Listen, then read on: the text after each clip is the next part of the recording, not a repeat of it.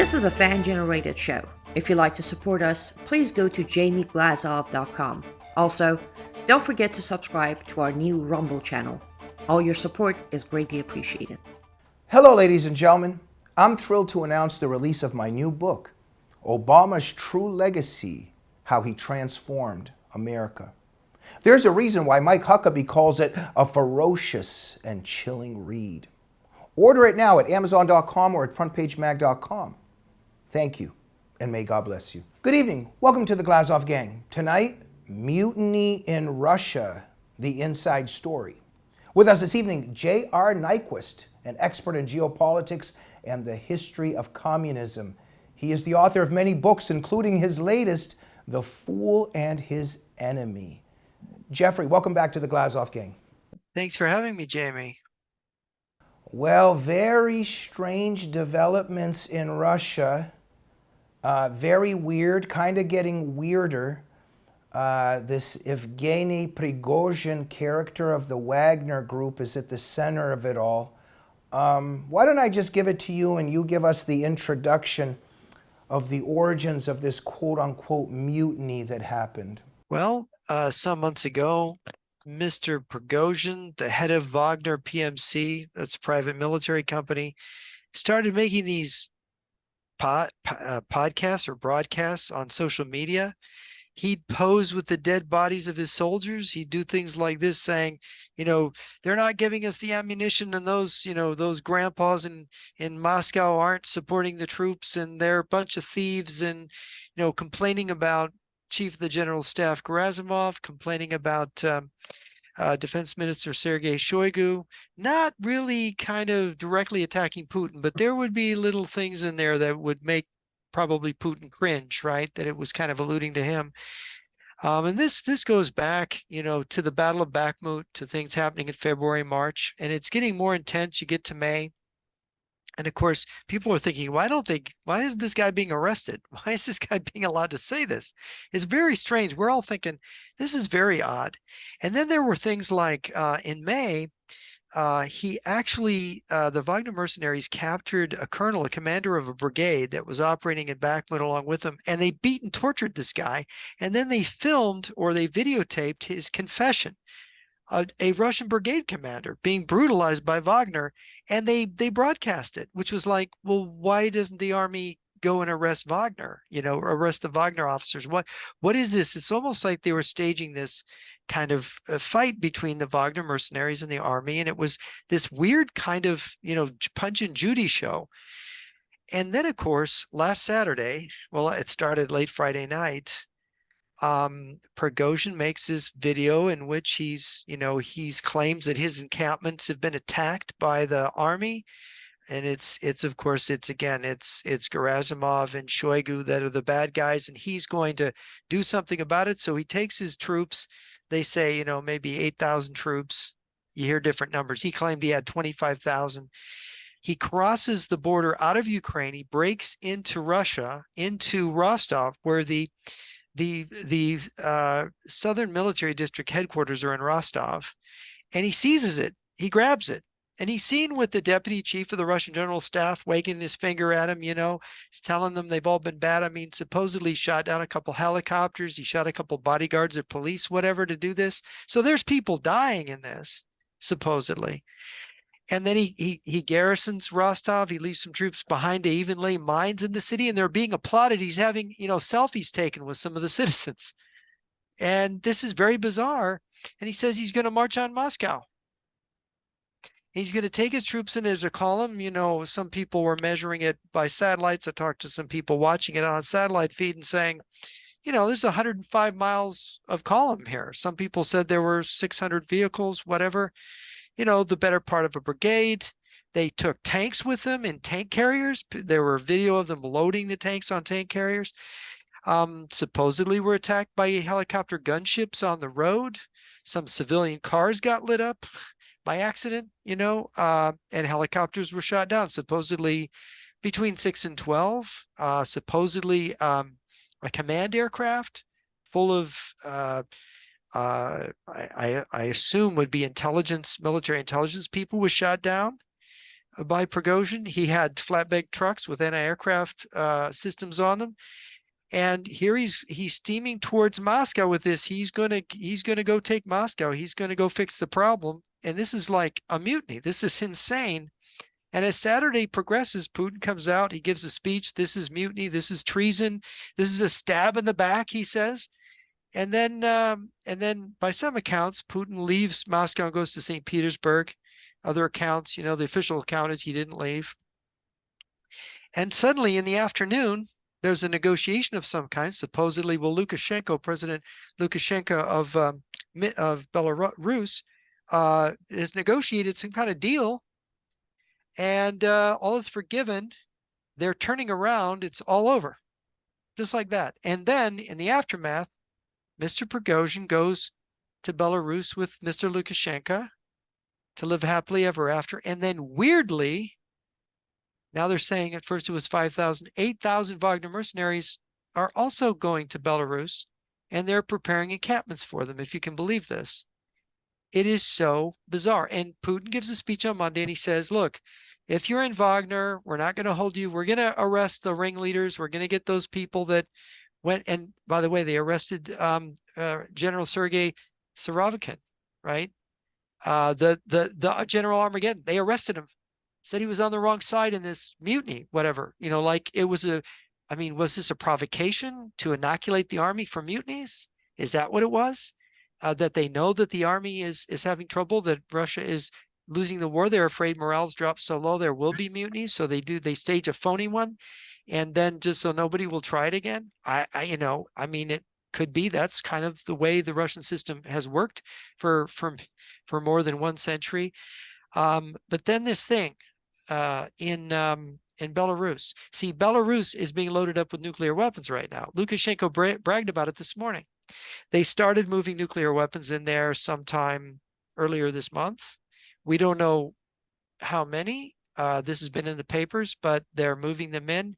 And now they're moving in Prigozhin and Wagner mercenaries, where they're moving nuclear. And we know that the Belarusian military has not been keen on helping Russia in this war. When it was suggested by Mr. President Lukashenko back many moons ago, the defense minister of Belarus resigned. He didn't want anything to do with it.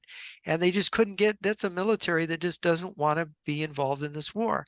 And who can blame them, right? Who can blame them? And then now this nuclear thing. So what's worrying me, Jamie, is that you may know him, Yuri Faltinsky, right? The historian, the friend of Alexander Litvinenko, wrote a book last year. I've been reading it because as soon as and I've followed Faltinsky's writings and work, and I knew that he had predicted that Russia would move nuclear weapons into Belarus. He predicted it in his book last September when it came out.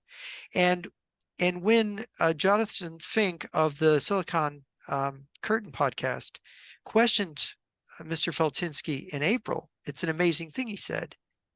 He congratulated him on this prediction, and Faltinsky said they're going to use the nuclear weapons in Belarus on Poland and Lithuania. And then he said the most curious thing, you have to listen very carefully. He said a Ukrainian group, he sort of stumbled around like a rogue group or a Ukrainian group, is going to seize those weapons and use them on Lithuania and Poland as a provocation to justify NATO entering the war. And it's going to give Putin plausible deniability. But of course, it's going to be all staged, right? He says this in April. So now it's being alleged in the pro-Russian press that Prigozhin had these secret meetings with the SBU, Ukrainian intelligence, that he's a traitor, that the CIA paid him $6.2 billion to turn against Russia. And now he's in Ukraine with these nuclear weapons when Faltinsky had made this prediction in April and made the previous prediction. This is making me a little queasy. Absolutely, Jeffrey. More and more we know that what we see is not really what's happening, whether it was 9/11. I'm doing a lot of reading on the quote-unquote moon landing. I used to think that the people who said we never landed on the moon were crazy, but the more you look into it, there's some question marks there. And, the fall of the Soviet Union, that the Soviet Union really fall. We know that it fell in some ways, but not in others in terms of who remained in power.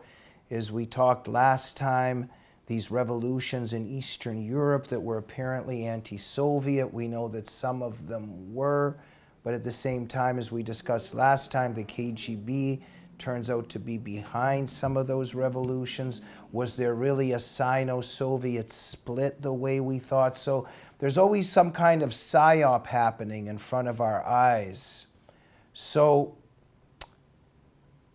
the official version, though, with Prigozhin is that he was upset that Russia's bombing Ukrainian civilians and that Putin's justifications for the war are lies. This was one of the narratives, and that in some ways this wasn't necessarily a mutiny or attempt to overthrow Putin, but was some kind of a protest.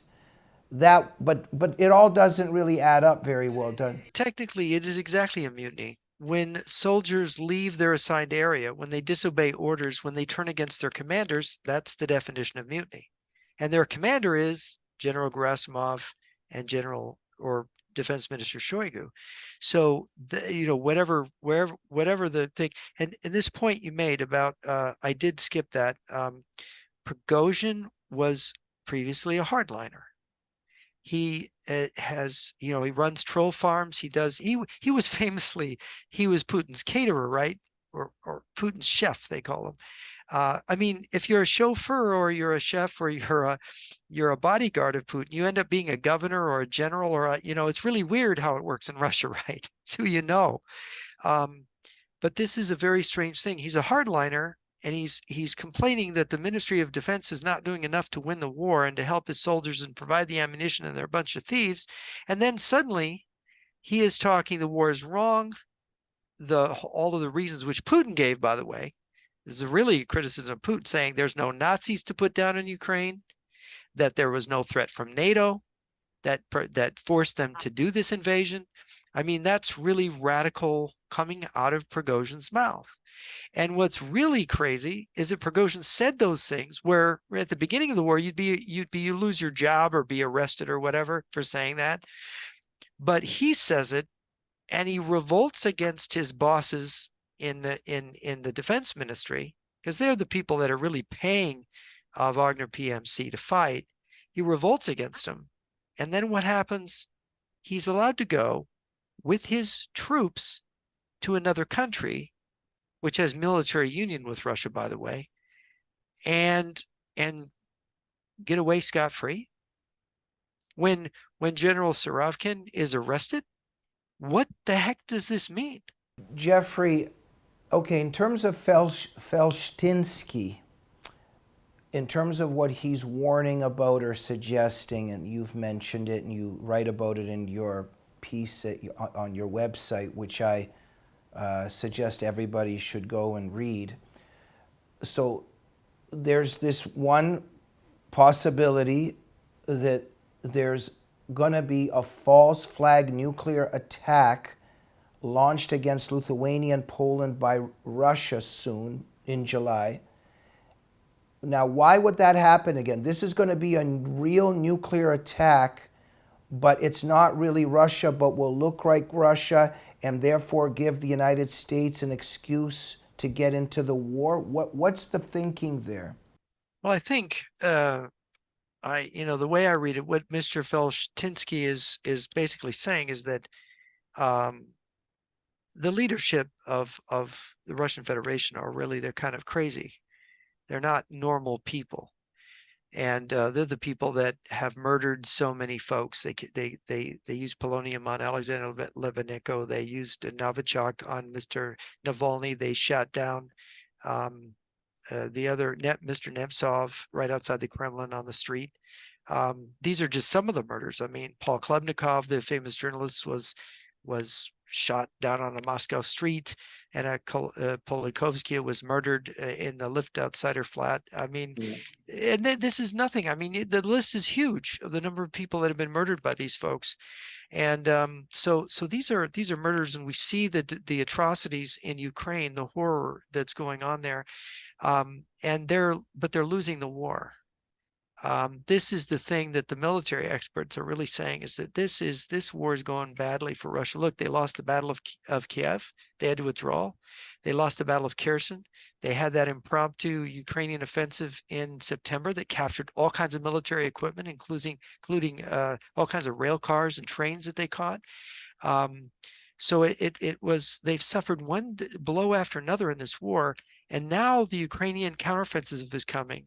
And one of the first things that happened, I think we discussed before, is the Kakhovka Dam gets blown up, which floods the river and prevents the Ukrainians. Well, guess what? The Ukrainians were preparing to cross, because now they've crossed. Now that the water subsided, the Ukrainians have crossed around Kherson, and the crossing is significant.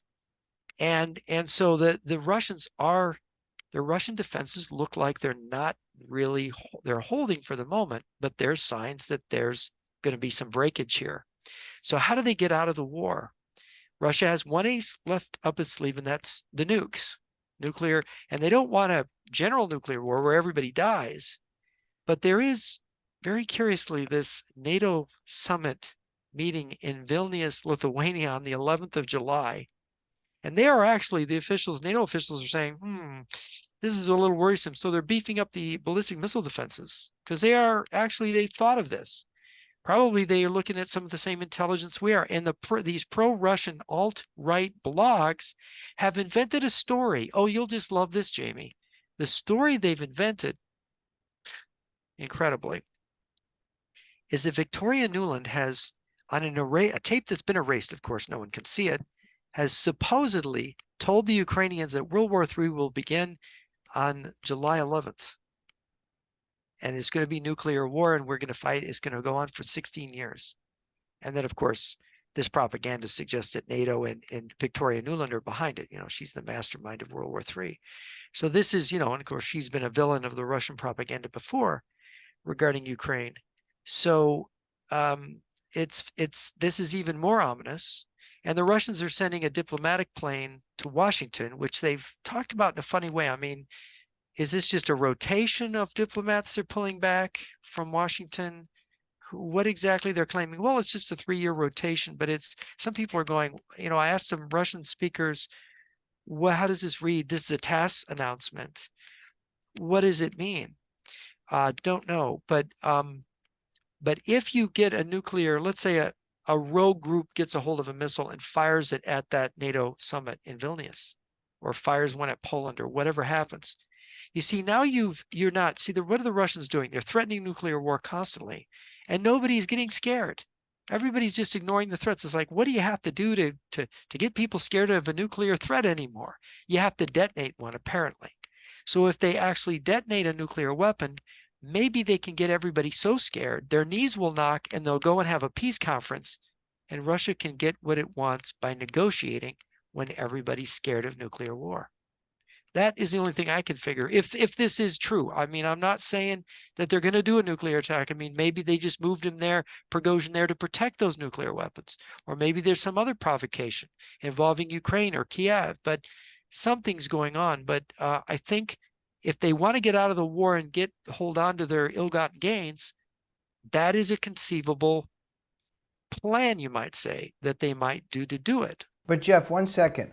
When Faltinsky suggests that there might be a false flag nuclear attack launched against Lithuania and Poland by Russia, what does that mean, a false flag nuclear attack exactly? That means that he said that means Ukrainians, some pro-Ukrainian group in Belarus seizes the nuclear weapons and fires them at NATO to make it look like Russia has attacked NATO, so that NATO and Russia are at war, and then Ukraine is saved, right? Right, by getting NATO to come in. Right. But you see what that will, but if the Russians have organized the provocation, it's an alibi for Putin. It's a Putin alibi for doing it. Okay. One thing that we're sure of, though, okay, I know that this sounds kind of crazy that I'm saying this, but just because It's all one thing we're sure of is that Putin went into Ukraine. I think we can be pretty sure that the war is not going the way that Putin thought it was going to go or wanted it to go.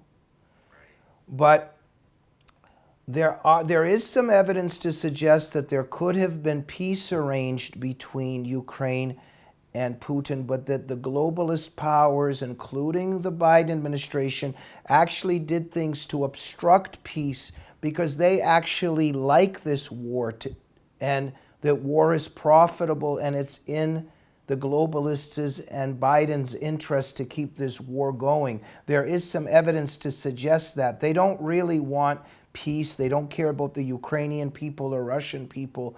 There's some interests among the quote-unquote globalists to keep this fire going, right? Well, you have to ask yourself, what the heck is a globalist? See if, let's just do a little history.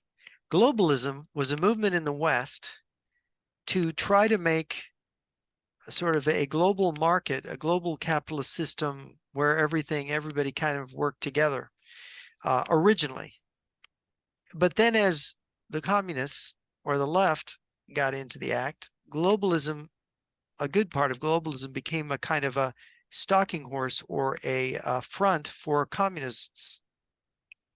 So you've got Klaus Schwab. He's not a globalist, he's a communist. He's got Lenin, a bust of Lenin in his library when he's interviewed behind him. He spoke a year ago this month at the International Festival of Youth and Students, the biggest communist youth organization in the world. And Mr. Klaus Schwab believes in the China model. Communist China is the model. See, he's not a globalist, he's a freaking communist. But to see since 1991, it has been, the communist game has been to remove the C word from their own self-description. No communist describes himself as that. They describe themselves as either the third way or they're some kind of into world peace. Well, it's global communism now. The Klaus Schwab, Yuval Harari, Bill Gates, Fauci, this whole crew, Soros, they're trying to establish a global communism with the global digital ID, the Chinese social credit system. And see, but they're on the same side as Mr. Putin. And you look at Mr. Putin has been at all these world forums. He's been all at these things. You look at Mr. Soros, he's from communist Hungary. He's probably a creature of the East Bloc Special Services. How do you poor boy from Hungary, come and become billionaire? You telling me he never got help? Just a sec, but Jeff, what you're saying goes against, I'm not saying I don't agree with you, but there is this narrative, especially among a lot of Western conservatives, that Putin is somehow continuing what Trump was trying to do. He's in the way of these global communists, and you're saying that's completely not true. Right. That's very important. There's something called the scissors strategy. You got a scissors and there's two blades, and the blades cut against each other, right? Those are your two sides. There's Putin and there's the globalists, right? But the scissors is one thing. And they can cut whoever they want with that scissors. They can destroy anyone with that. And the scissors strategy is that the blades of the scissors close on the enemy of the communists. Because, look, if people believe this crap that Putin is not a Marxist, because look, Putin was KGB. That's the armed detachment of the KGB. The armed detachment of the Communist Party. And if you talk enough to defectors and you get the details, you see every defector is like the blind men with the elephant. They only know what they felt directly. But if you question them closely and you say, well, what does this really mean? They go, oh my gosh, it was all a plan. I had a defector do that right in front of me. Oh my gosh, it was all a plan. Oh my gosh, I'm so stupid. The thing is that you know Lev Timofiev's book, Russia's Secret Rulers. In that book, Lev Timofeyev, he goes through the evidence and he says either the mafia really has taken over Russia, or it's the Communist Party operating behind the scenes with the KGB and the mafia running everything. That it's an alternate way. They've gone underground, and now you look at Russia. Now we know which it is now. We can look at Lev Timofeyev's thesis in Russia's Secret Rulers, and we can see, gee, Putin gives 25 million tons of grain to Cuba in April. He did it the year before too. I think he was 20 million graves. And the Cuban government, communist government, thanks them. Why? There's a grain shortage. Russia's making sure that Cuba eats. Why? Why are they doing this? Why is North Korea giving artillery shells to Russia? It's supposedly not a communist country. They're aligned with China. There's Russian anti-aircraft troops in Venezuela, a communist country. Look, you have to not look at what they say or what they pretend. You have to look at what they're doing and who they're helping and who they're arming and who's arming them. Then it becomes crystal clear what you're looking at. So you have to be a strategist and read the language of strategy, not the language of deception and diversion that they use to throw everybody off. See, the right is making a terrible mistake in this idea of accepting Putin as a nationalist and a Christian, which he is definitely not. Christians don't go around murdering their political rivals. So Jeff, no, absolutely. That whole thing about him being a Christian, it's just this KGB operation, and they've got this great narrative of how he was baptized by some kind of Russian mother or something. That whole thing is just this KGB idiot. Phony baloney. Yeah, it's incredible how many people have bought that. But Jeff, see, what confused me is, look, obviously from my family background, we care about the Russian people and the Ukrainian people. We understand the evil of Soviet imperialism. We understand what Putin is trying to do to the Ukrainian people. That has to be understood in the context of Stalin's forced collectivization, how they starved 5 million, if not more, Ukrainian people. We're on the side of Ukrainian people against this Soviet monstrous imperialism. We've got that. But at the same time, we were locked down because of COVID for a couple years there, or however long it lasted in each country. But for a while, they locked us down, tried to lock us down, tried to make us wear masks and stand on these dots at Walmart or whatever, that I didn't follow any of those rules. But finally, when all of that went away, the same people who did that tried to put Ukrainian flags into our hands and say, okay, now you can support Ukraine. And although I am very pro-Ukrainian people, I was very suspicious that the Schwabs and Yuval Hararis and Soroses were now trying to get me to wave the Ukrainian flag. So I found that very confusing. Do you see what I'm saying? Oh yeah, no. Look, I've been following this very closely to figure out what's going on. See, the thing is that the thing about the scissors strategy is that you're playing both ends against the middle. So you have to have agents on both sides. You have to have agents on the conservative right. See, it used to be we realized that useful idiots were on the left. It was the left that believed in getting rid of all our nuclear weapons, and it was the left that believed in all the different environmentalist things and all of the other things that would sabotage our economy and destroy us. It was the left that was against the Vietnam War and stopping communism and calling anybody who was opposed to communism a McCarthyite. The reality is now you have the exact same ideas as you heard from the anti-communists left back in the 60s. You're hearing it out of conservatives right now. It's amazing. I'm just watching it and I'm just marveling. These are the same arguments that were used by the left in the 60s, and now the right is using them. And you see, you got to understand, in like I wrote in the chapter in our book, the left did an about face all at once, and they suddenly were against Putin and Russia when they had been before him before Putin and for the Russians their whole careers, going back to the Vietnam War, the Clintons. And of course, Mr. Biden, who's been an agent of Russia. You read the Bukovsky files. He went there with a Senate delegation. He basically talked to the Central Committee, and the Central Committee document, Bukovsky got it. It's right there saying, he's telling him, look, I'm not really against you. I just have to talk like I'm against you. Mr. Biden was telling them, I'm really your guy. And Bukovsky wrote a piece, I think it was in Breitbart, where he said, look, this guy's an agent of influence of Russia. He's been that for a long time. So you have to ask yourself, how is this? This is a game that the Russian secret police and Russian strategists have used.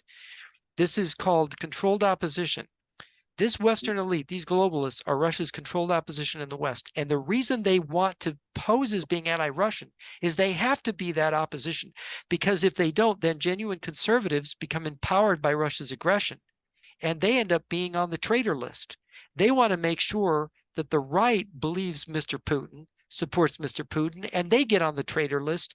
And then these guys become the heroes that become in charge of negotiating with Russia when the war gets hot. You see. Jeffrey, 1 second.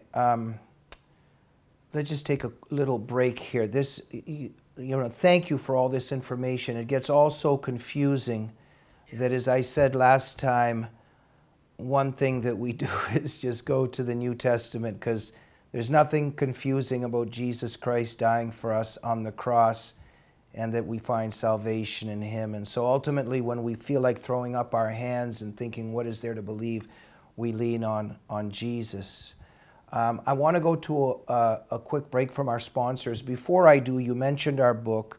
Everybody watching, if you don't know already, we have a book out, Barack Obama's True Legacy, and Jeffrey Nyquist has a fascinating essay in there about Obama's Russia collusion, which everybody should read.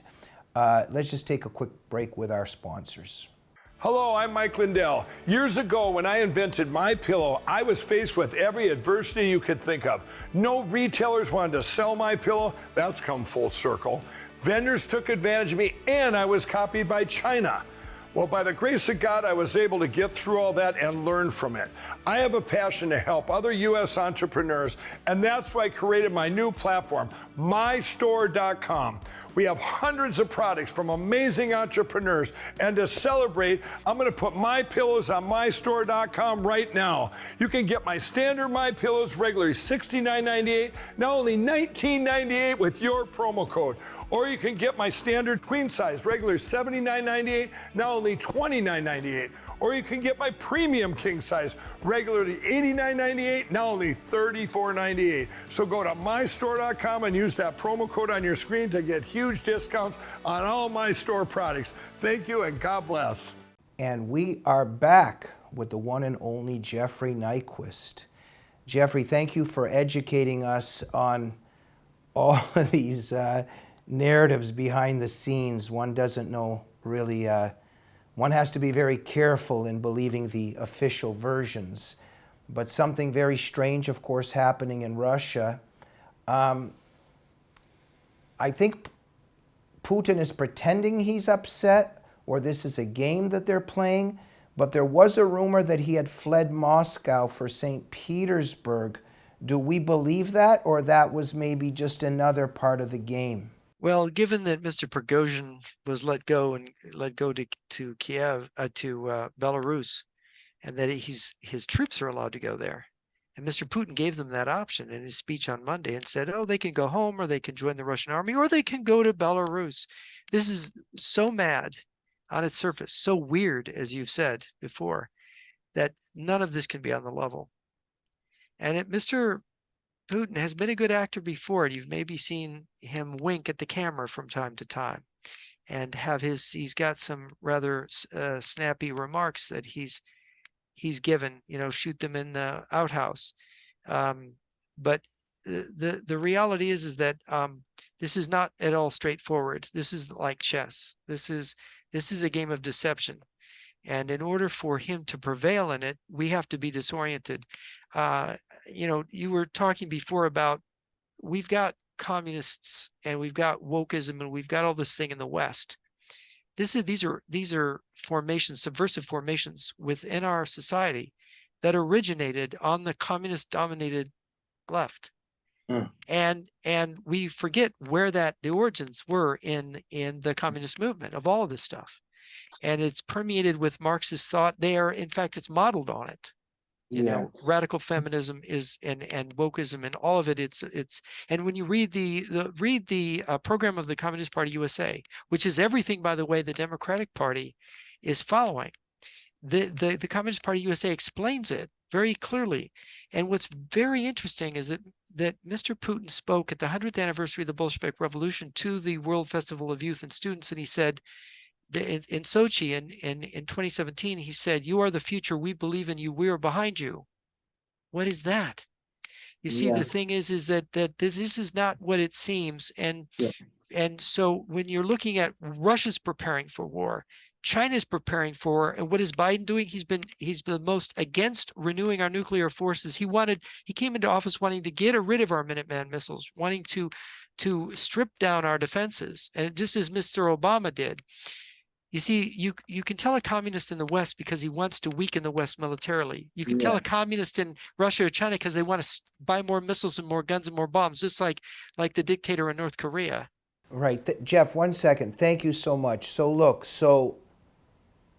Robert Spencer wrote an essay in our book how Obama enabled ISIS and Palestinian terrorism and Islamic terrorism, and there's no question on that. We saw that, during the whole ISIS period, and of course it continues, but I remember at that time, it's just these ISIS trucks and soldiers and their vans or whatever going up and down very openly. I was always thinking, where is the American missile not taking these people out?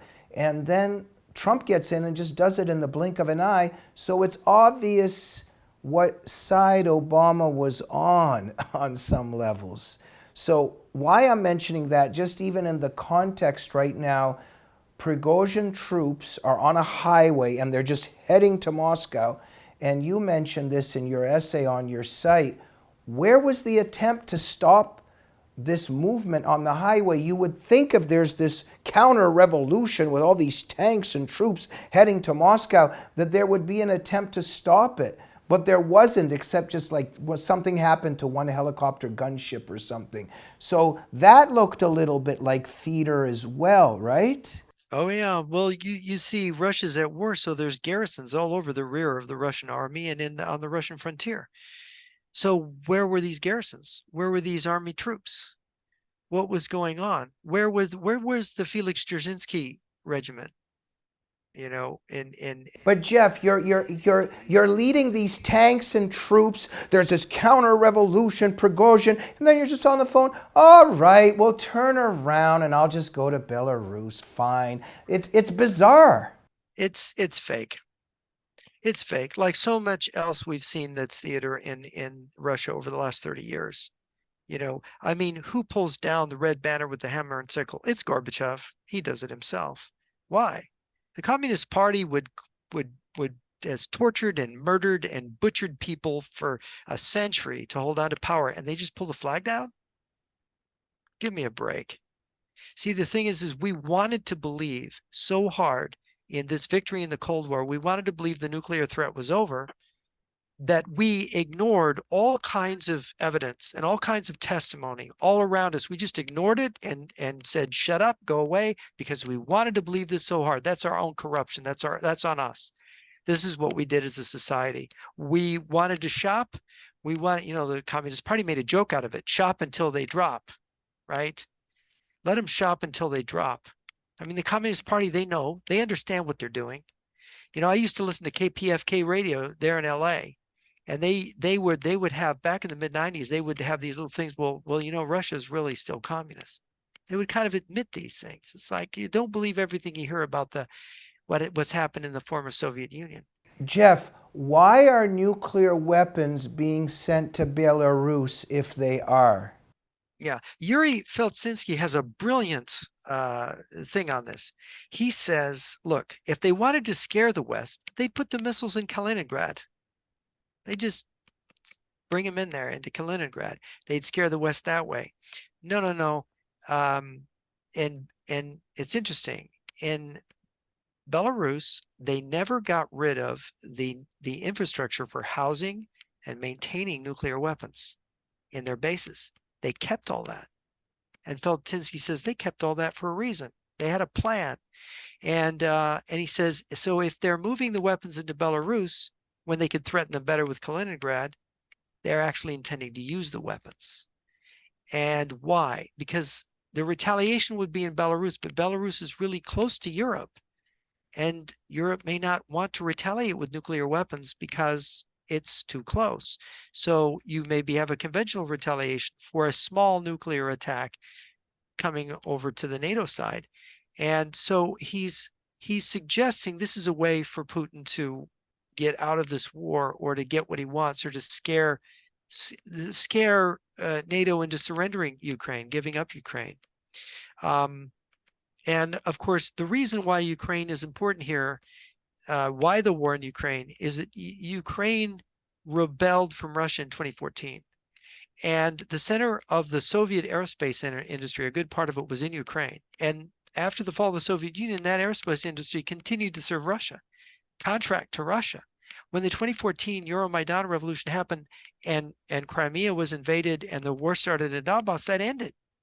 And Russia was very badly hurt strategically by that. Russia has needed to take Ukraine back all this time for strategic reasons. They need that country. They need its skill. They need its industries. Now, of course, it's all wrecked. That wasn't their intention. They thought they were going to just blitz in. They thought they had so many friends in the country that they had it so penetrated. It was the Soviet Republic. They've got all kinds of structures still there. Well, what a friend of mine who told me, he said, look, we had a choice. We could go with the Ukrainian people or we could go with the Kremlin. And we chose the Ukrainian people. And what had happened in this 8 years since 2014 is a lot of folks fled Ukraine for Moscow, and they got a lot of these people out of their system, and the people that were left were the people that were for fighting for the Ukrainian people. And this is a real fight for the independence of Ukraine. Whatever bad things are, Ukraine's not perfect. It's trying to reform from being a Soviet country. You know what kind of corruption goes on in a communist system where all economic activity was illegal at one time. You know what kind of mentality that creates. Yeah, Jeffrey, okay, if this mutiny was a show, on many levels it still shows that there's some kind of weakness on Putin's part. If it wasn't a show, it also shows there's a weakness on Putin's part. In his entire 23 years in power, some would say that Putin has never looked weaker. Do you think that this is true? Yes, I think it is true. However, if there's a turnaround here, he will look stronger at the end of the day. But there's another point here, is that, and I think this comes to the stupidity. You look, deviousness, almost for deviousness' sake, is become sort of the KGB mantra. Mr. Putin, we often think of Stalin and we think of Khrushchev and whatever. There's a kind of, despite Khrushchev's crudeness, there was a kind of brilliance in Khrushchev, and there was definitely a genius in Stalin. But Mr. Putin is not a genius, and the people around him, Mr. Patrushev, is just a colorless bureaucrat. They're not geniuses. We look in the West, and we look at FDR and look at Biden. Biden is this, however bad FDR is, Biden is worse. Biden is more decayed. Biden is more hideous than FDR. And stupid to the bargain. I mean, you can't say that Biden is a brilliant man. He's actually stupid. And you look at Mr. Putin and you say he is also a degenerated form of Stalin. And I think that these crazy schemes, when you go through what happened with Gorbachev, and you look at these crazy schemes, you realize that we're looking at not only is the West decayed, Russia and the system of Russia has decayed. I mean, look at all whatever Gorbachev was doing in his liberalization, it backfired. They lost a lot. They were trying to trick us. I think it's quite clear that they were trying to deceive us with reunifying Germany and liberalizing, and they lost kind of control of it, right? I mean, a lot of things went wrong for them, but yet they thought, oh, well, we'll just infiltrate the West. We'll get an American president elected that'll be a closet communist. We'll get Angela Merkel, who is an East German communist. We'll get her into Germany. We'll get Macron into France, and we'll rule the world. But the thing is that all these people are not such great. They're not geniuses, and they don't know what they're doing in the end. And I think that even with their schemes, however, well, look at this is brilliant. Is it really brilliant? I think that the truth is that this is my analysis after years of watching this. People talk about how brilliant Sun Tzu was, and it's all warfare is based on deception. You just have to deceive. It's like, no, Clausewitz was the genius, not Sun Tzu, because Clausewitz said, look, you can have this idea of winning without fighting, but you're deceiving yourself. You're going to have to fight because people will stand up against you, and you're going to have to get bloody with them. And you can't just run circles around them deceiving them because they're going to wake up and start shooting you. And of course, that's what's happened in Ukraine. I think that it breaks down the whole Sun Tzu thing. Look, if Sun Tzu was so great, why isn't China already ruling the world? Why was the West so strong? Because in war, there must be honor. In government, there must be truth. And if everything's based on deception and lies, you are discrediting your own authority. You're showing yourself to be weak in more dimension than one. And I think that's why Russia, ever since this deception, these serial deceptions have been attempted, why Russia is continually lost. And then they go to fight and they can't fight, and you wonder why they can't fight. Because when you deceive and when you lie, you also cheat and you steal, and becomes a kleptocracy. Because honesty is no longer valued. Does that make sense? Absolutely, Jeffrey. You're definitely bringing some clarity to a very confusing situation.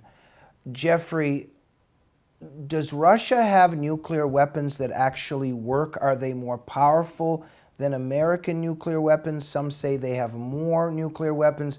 There are some people who argue that those nuclear weapons are very old and don't even work.